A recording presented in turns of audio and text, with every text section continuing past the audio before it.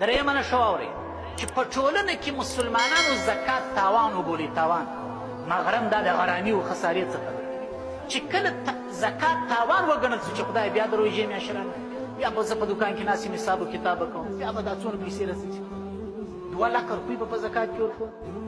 دا نه وایي ظالم چې 80 لکه خپل ته نږدې لري. الله پاک په 40 لکه کې 1 لک غوښتي دي. الله پاک په 40 زره کې زره غوښتي دي. په 40 روپو کې 1 روپۍ غوښتې ده.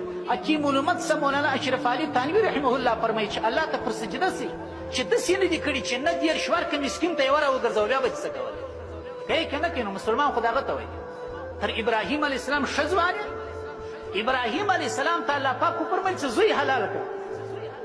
فلما اسلم وتله للجبین، دواړو غاړه کښې شو، هغه یې پړمې خې راغزار کړي.